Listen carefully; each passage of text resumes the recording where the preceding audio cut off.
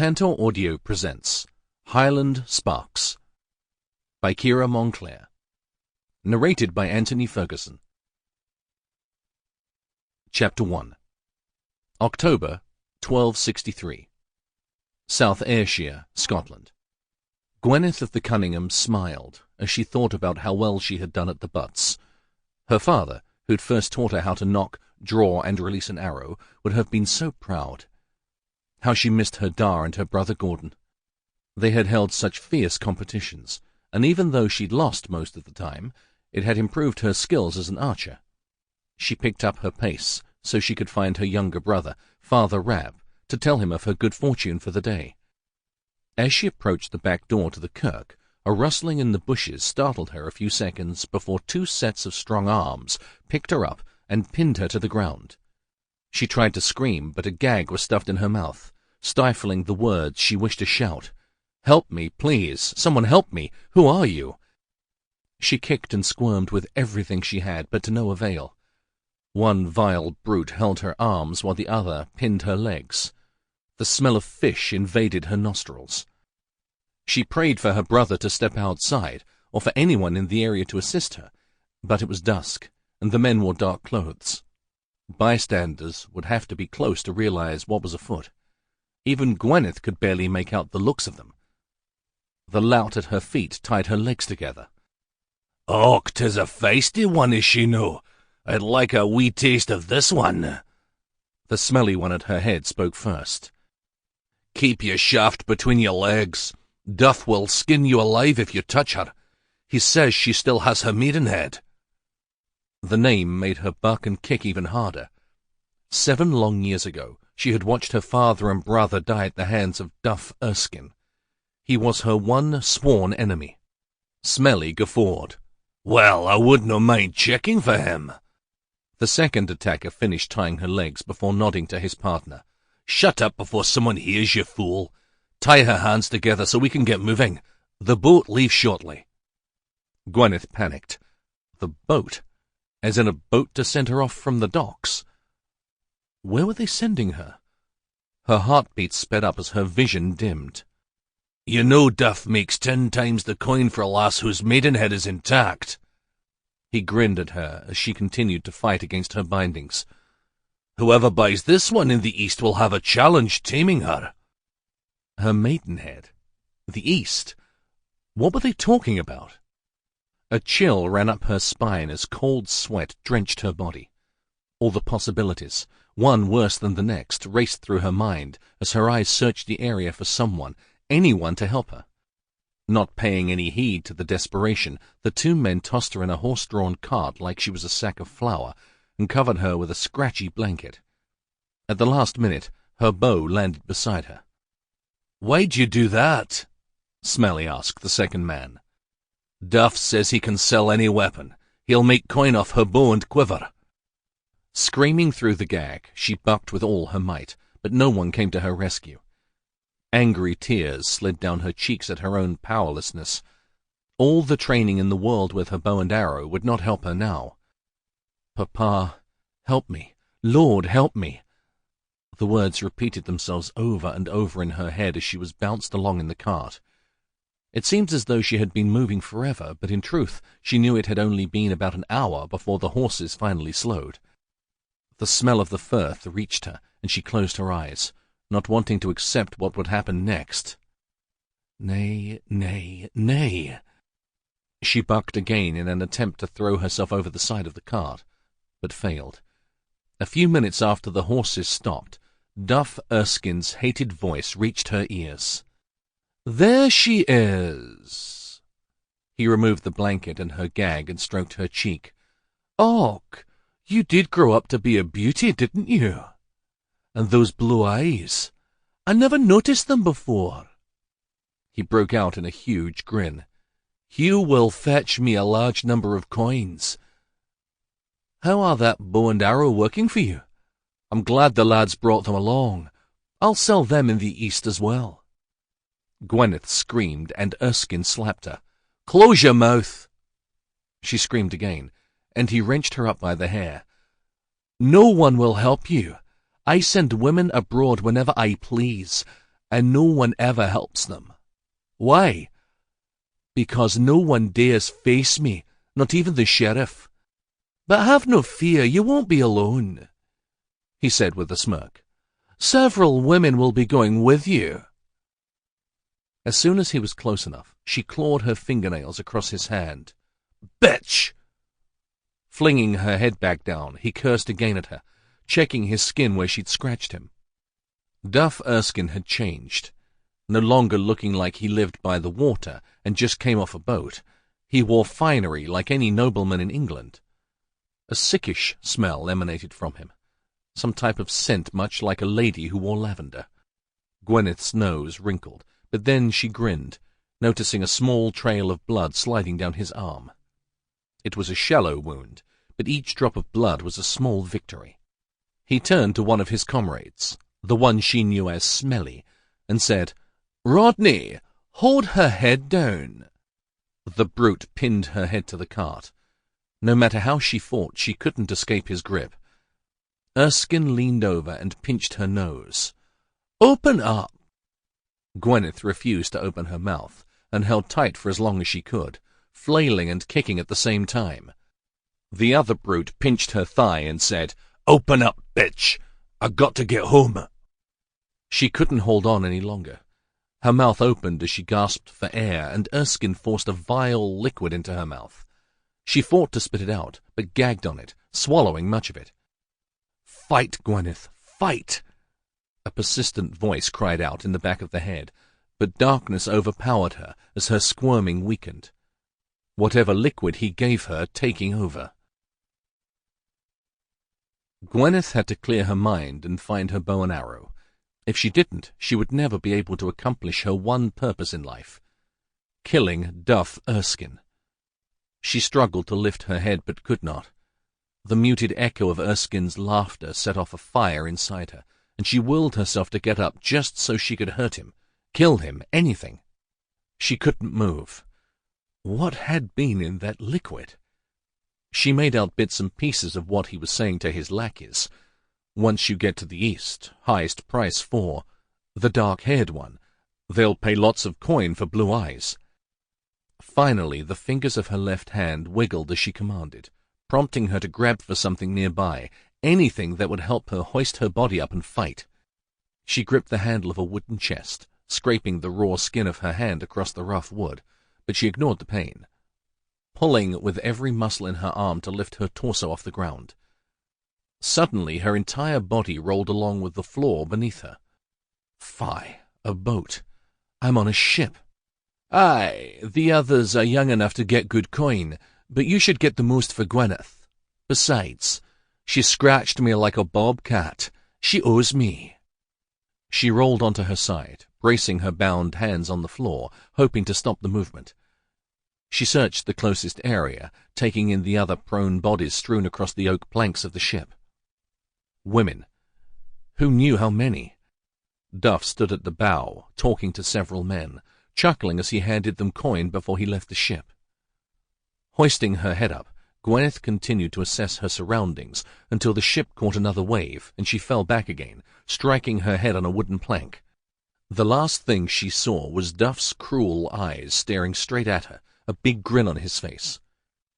He tugged on his clothing as if he were a member of nobility, every dark hair in place, while he fidgeted with the heavy gold adorning his hands.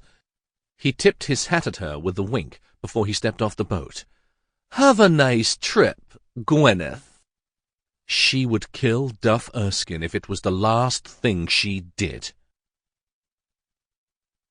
The next time Gwyneth awakened, women's screams and men's shouts echoed all around her. She tried to focus, to hold her eyes open, but whatever Duff had given her held fast.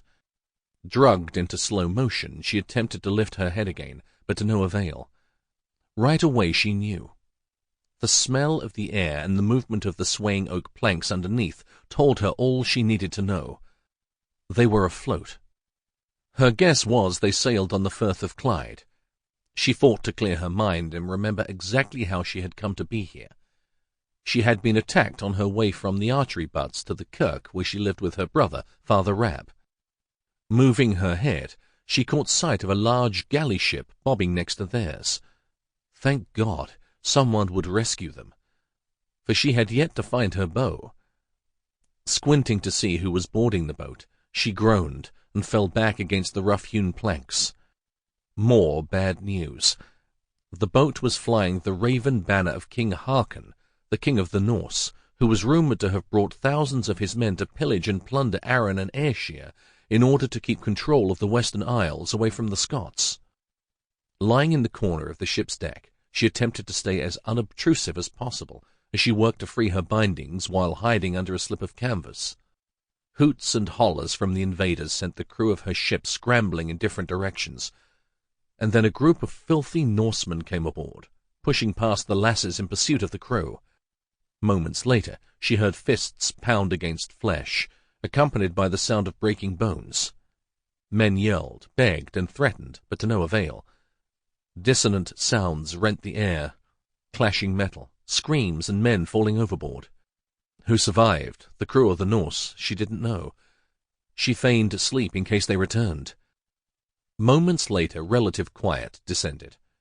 Gwyneth opened one eye to see if she could determine who had won. She had to survive no matter what. For Rab, her only family member left, and to finish Duff. The Norse returned from the bow of the ship with shouts of exultation, each man grabbing a lass and tossing her on her back, sometimes 2 to 1. She managed to struggle out of her bindings to locate her dagger inside her clothing, praying that Duff hadn't removed it, and sighed when she found it. No one would get her without a fight. A meaty hand gripped her by the front of her tunic. The warrior's clothing she favored had not confused the man in front of her.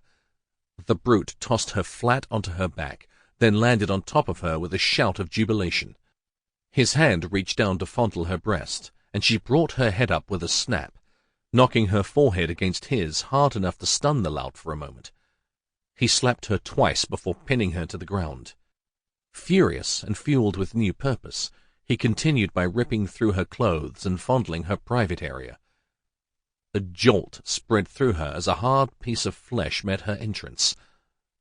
The last haze of the drug wore away instantly. Naught could have brought a stronger reaction from her.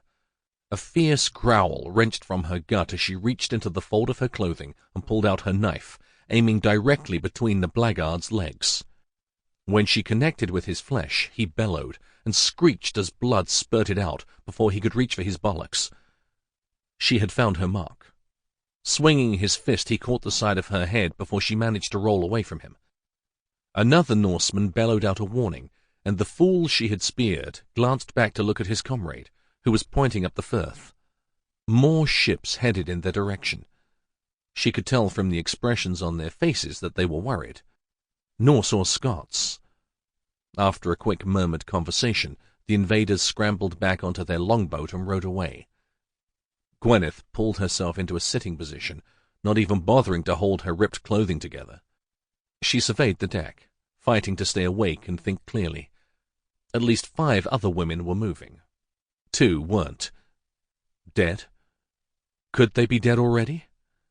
Scanning the area again, she couldn't find one male on board. She put her hand on the nearest woman. "Are you unhurt? Can I help?" The woman shook her head, pushing her hand away and sobbing.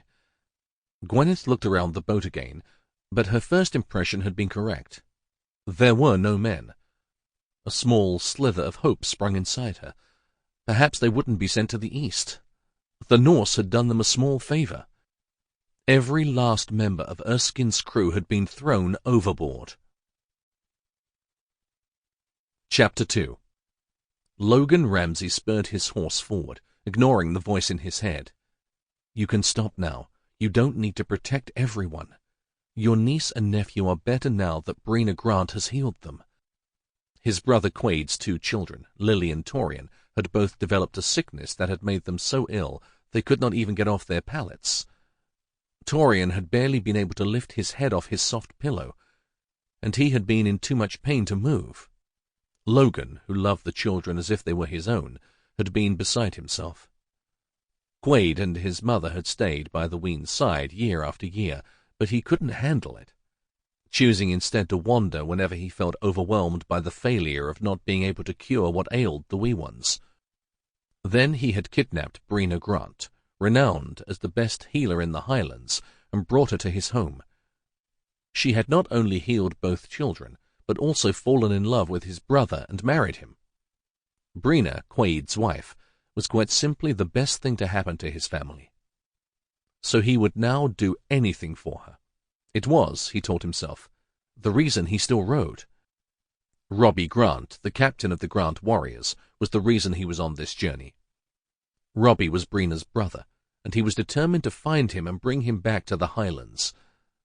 The Grant clan hadn't heard from him since the Scots' battle with the Norse at Largs, which had ended in a decisive victory for the Scots. Logan had taken it upon himself to ease the Grants' minds, out of gratitude for all they had done for his own clan, and, perhaps, because Logan did not know what to do with himself when he was not on a mission. Nudging his horse, Paz, he organized his plan in his head. Robbie Grant had just secured a powerful victory at Largs. There had been around 400 Grant warriors in the field at one point. There had to be a group of them still in camp near Ayr. Even if Robbie had been sent south again after the battle, he must have left some clansmen in the royal burg, close enough for Logan to discover more information. King Alexander was unlikely to allow Logan into the royal castle, so he would have to dig up his information in the town of Ayr. A couple more days, and he should be close to Robbie Grant. When he entered the royal burg, Logan caught up with a couple of warriors dressed in the well-known Grant plaid. It didn't take him long to determine Captain Robbie Grant's location from them, though he wondered at their news. Robbie was apparently back at the royal castle, but word around the burg was that the skirmish was over. The Scots had sent the Norse running home. He sidled up to the castle gate and waited there for an hour or so, smiling as soon as his quarry exited the castle. "Grant, would you make haste?" he called out. "I need to speak to you." Robbie Grant squinted at him but didn't speak. Hell, the man appeared dazed. "Will you stop your staring? Can you not recognize one of your sister's family members?" Robbie peered at him before breaking out into a broad smile. "Logan? Logan Ramsay? What in hellfire brings you here, you hedge-born half-wit?" He hurried out of the gate with his friend Thomas fast behind him. Logan grasped Robbie by both shoulders once they met on the cobblestones. "Half-wit, is it? We'll see what your brothers call you when you get home. They're vexed over your disappearance and sent me to find you." Robbie cocked his head at him. "Somehow, I doubt my brothers sent you to find me." Logan couldn't contain his smirk. Grant knew him well enough to correctly assess the situation. Most people in his close circle were aware of his need to wander. Robbie continued, "You couldn't stay in one place, so you came here on your own. Dundonald informed my brother of what I was doing, and I already sent one group of warriors home. My brothers couldn't have been overly concerned about my welfare." Logan chuckled. "Meddling bastard! Does it make a difference? Mayhap not your brothers, but the women are all worried about you, thinking you'll never return. You broke too many hearts in the Grant clan." The lass's broken hearts were not what worried him, but the happiness of his brother's wife. If she had concerns, he would do aught that he could to settle them. Robbie chuckled. "Now can we hear the truth? You just wanted to be in the thick of things, Ramsay. You just can't settle for long." Logan laughed. "Okay, that too. Enough about my reasons for coming, though. What are you still doing at the king's castle, and where are you headed?" Robbie paused. "You're here at just the right time. I need a couple more warriors for my next assignment. Will you join me?" "Of course. 'Twas my intention all along. Lead the way." Gwyneth bound her large breasts as best she could, cursing at the fact that all the binding she had done over the years hadn't forced them to shrink. It wasn't the most comfortable practice, but it did keep them out of the way when she was shooting. She hurried to finish before another boat reached theirs. When she was appropriately covered again, she wove her way through the prone bodies on the deck, assessing the women's injuries and trying to find anyone who was well enough to assist her in rowing the ship toward shore in case enemies approached instead of friends. She offered kind words and encouragement, but was unable to find any of the battered women equipped to help. Most of them were in far worse shape than she. The sound of the advancing ship grew louder, so she did her best to stand and determine the identity of the vessel. A sigh of relief escaped her lips as she searched for the raven banner of King Harkon's ships and didn't find one. As the ship drew close, a Scotsman yelled at her, "Lass, is anyone alive but you?" "Aye," she yelled back, nodding. "Where are you from, and where were you sailing?" "We came from near Glasgow. We were forced on the boat against our will, and were being taken east. 'Tis all I know." Her hands settled on her hips as the longboat pulled up starboard. "And your crew?"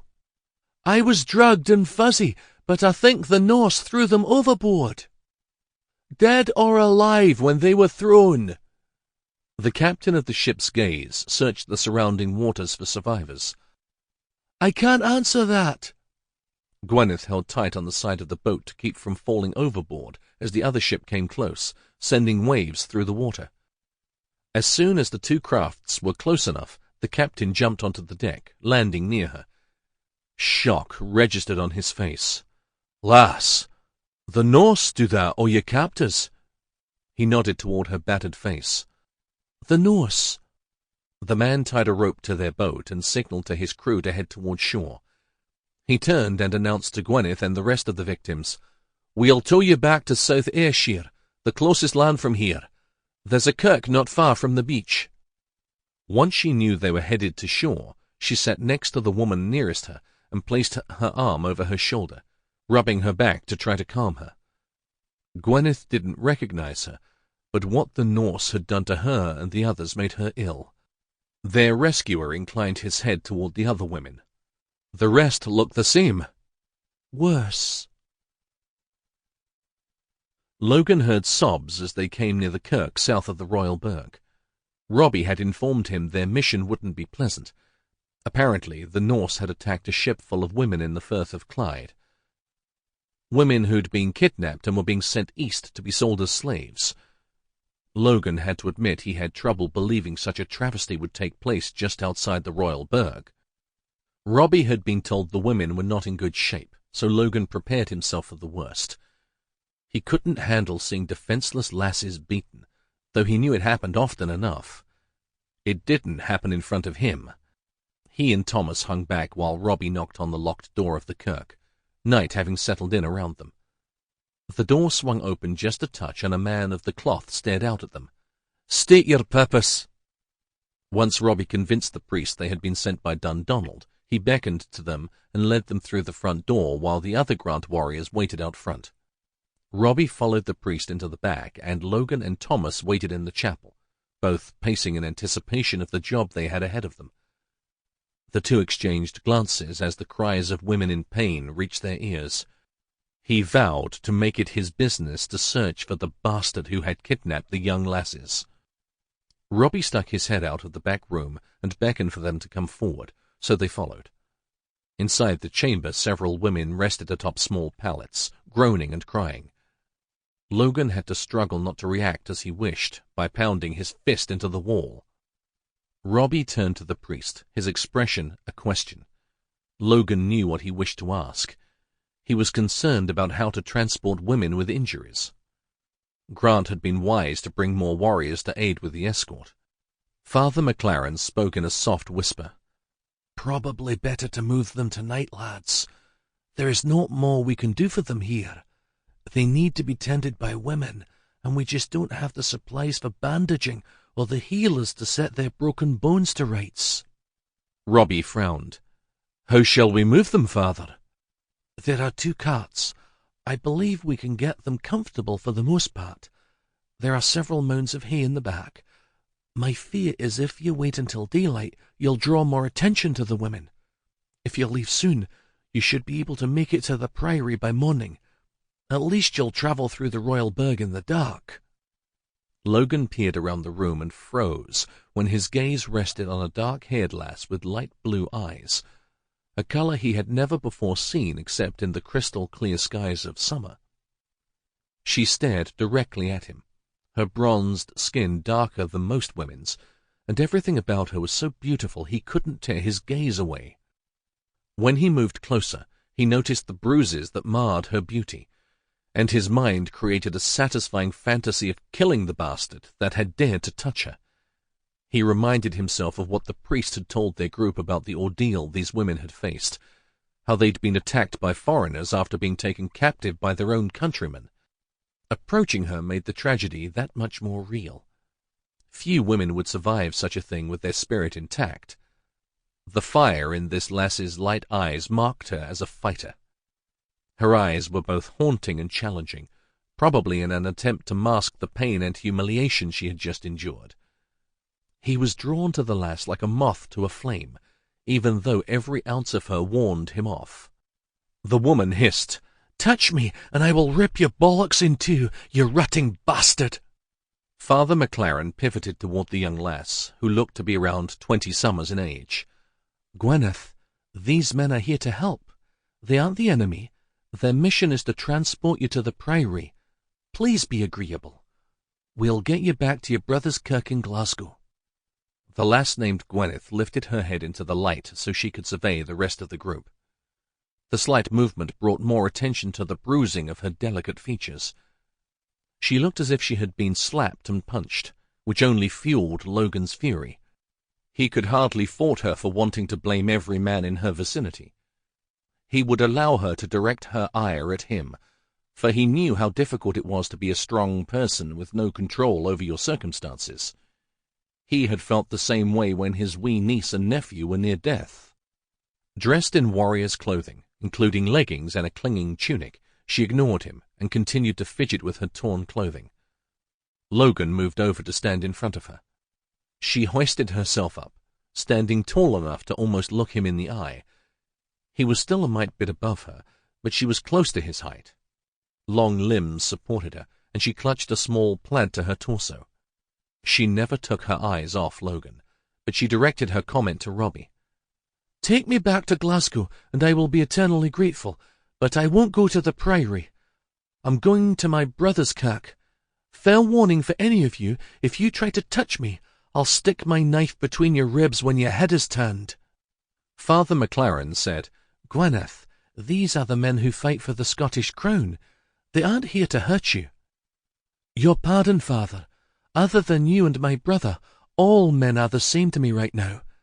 3 kidnapped me and threw me on a boat, and another tried to rape me, so don't expect me to be grateful.